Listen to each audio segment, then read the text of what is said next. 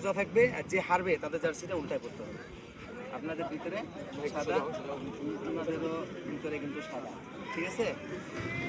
বুঝতে পারছি তো? বলো বড় ভাই, ফিফা বলো, ফিফা লিডিং ফুটবল, ফিফা জিতছে। আপনি বার বা বল পাবেন,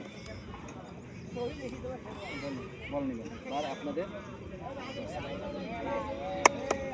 ঠিক আছে ভাই।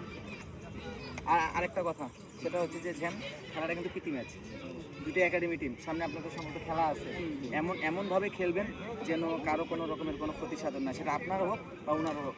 এই মনে করেন যে খেলাটা জাস্ট এইটা কিন্তু আপনাদের একটা মনে করেন যে